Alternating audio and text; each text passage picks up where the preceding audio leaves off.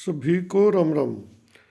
हरियाणा में ईबीपीजी का बड़ा मैटर है और साथ में गुजरात का भी चल रहा है इसी प्रकार का, हालांकि वहाँ इतना बड़ा इशू नहीं है।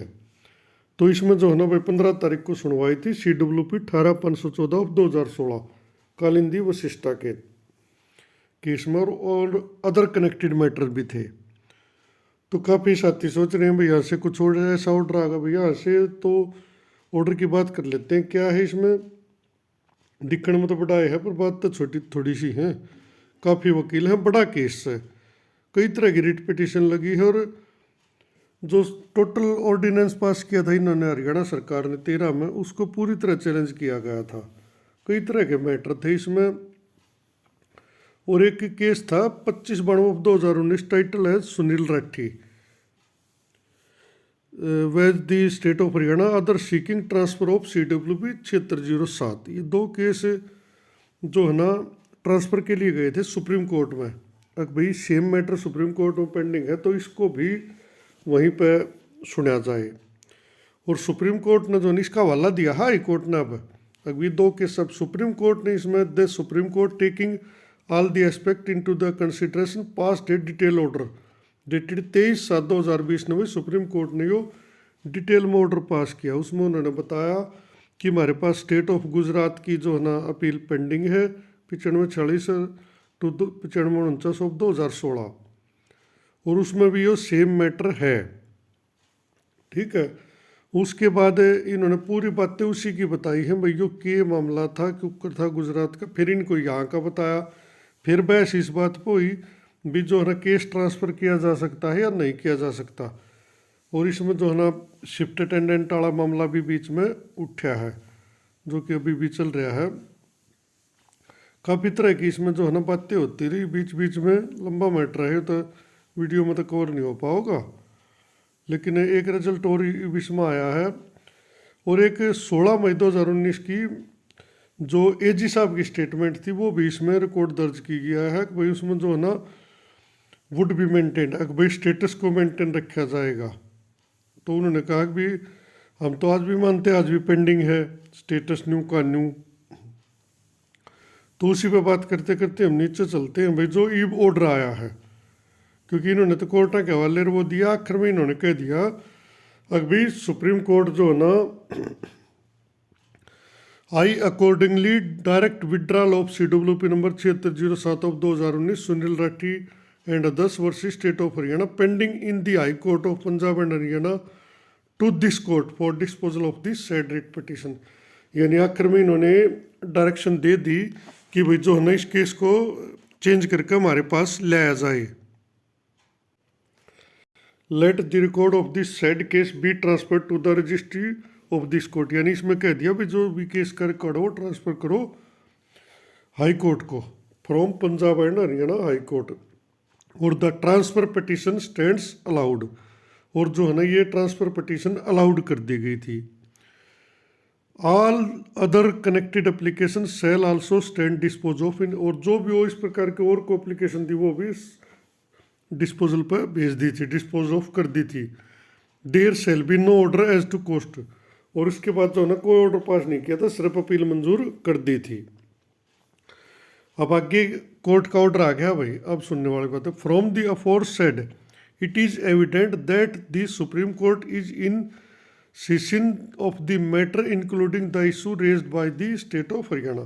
तो इन्होंने कहा कि जो ऊपर ऑर्डर इससे दिख रहा है लगभग सुप्रीम कोर्ट जो है इस मैटर को देख रहा है by the state of Haryana as well as the various petitioner regarding the interim relief and the continuance there. यानी इन्होंने कहा भी हरियाणा सरकार की जो अपील है और जो प्राइवेट पिटिशनर हैं या और कोई पिटिशनर उनके सब के जो इंतरिम रिलीफ है और जो भी कंटिन्यूटी मतलब इस केस का जो भी मैटर है वो देख रहे हैं सुप्रीम कोर्ट। हाई कोर्ट ये कह रहा है कि भाई हम कैसे सुने, वो तो वहाँ पर अलाउड हो चुकी है ट्रांसफ़र पिटिशन, अब इस केस को वही देखेंगे। It is further pointed out that even subsequent to a decision rendered by a coordinate bench of the supreme court in. ये यहाँ पे हवाला दे दिया कि भाई हम ये मानते हैं और पॉइंट आउट करते हैं कि भाई जो जनहित अभियान वर्सेस यूनियन ऑफ इंडिया यानी कि EWS का केस था, the matter relating to the reservation for the EWS as well as EBPG category, यानी कि उन्होंने सेम सा मान लिया कि EWS और EBPG सेम सा मैटर है और वो वहाँ पे क्लियर हो चुका है, उस पर जो है ना एक डिसीजन आ चुका है और अब आपको पता है आ भी चुका है। As provided by the state of Gujarat as well as the state of Haryana even prior to the constitutional amendment. लेकिन ये जो मैटर था ना, ये जो संवैधानिक चेंज किया अमेंडमेंट ले, उससे पहले का था EBPG के दोनों का सरकारों का, केम अप बिफोर। लेकिन फिर उसके बाद यो came up before the supreme court. उसके बाद आपको भी पता, मैंने बताया था भाई सुप्रीम कोर्ट ने EBPG पर नए सिरे से कहा था कि भाई जब EWS क्लियर हो जाएगा उसके बाद इस केस में डेट दी जाएगी, और इसमें फिलहाल कोई डेट ऐसी शो हो नहीं रही, लेकिन इसमें कोई ना कोई ऑर्डर सुप्रीम कोर्ट ही पास करेगा before the supreme Court, and the supreme Court has now listed the matter for the some further date. और सुप्रीम कोर्ट ने जो है ना इस मैटर को कुछ कोई अगली डेट के लिए लिस्ट कर लिया है। इन सच सर्कमस्टांसेज, इन परिस्थितियों में, as the supreme Court is already seized of an identical issue, तो हाई कोर्ट कह रहा है कि जब इस परिस्थिति में जो सुप्रीम कोर्ट ने इसी प्रकार का सेम इशू सीज कर दिया है, यानी उस पर डिसीजन दे दिया है, and is in the process of taking a decision thereon, और इस केस में भी इस प्रोसेस में है कि भी कोई डिसीजन दिया देवे। Propriety demands that this court await the decision of the supreme court, तो जो मेन प्रायोरिटी है वो ये होनी चाहिए, और ये मांग करती है समय की मांग है ये। कोर्ट कह रहा है अभी इस कोर्ट को जो है ना सुप्रीम कोर्ट के डिसीजन का वेट करना चाहिए। In the circumstances while doing so, और इन परिस्थितियों में we grant liberty to the state of Haryana as well as the petitioner, हम जो है ना स्टेट ऑफ हरियाणा और पिटिशनर को भी लिबर्टी देते हैं, आज़ादी देते हैं। किसकी देते हैं? इफ सो एडवाइज्ड, अगर कोई ऐसी एडवाइज आती है, to move appropriate applications before the supreme court in accordance with law, तो कानून के अनुसार आप कोई भी एप्लीकेशन सुप्रीम कोर्ट के आगे लगा सकते हो। कुल मिला के भाई मैं लिस्ट ऑन द शॉर्ट की इस पर लग गई है 10 अगस्त है। तो अब बात करता हूँ मैं केस की, जो मैं कंक्लूजन देता हूँ अपनी तरफ से।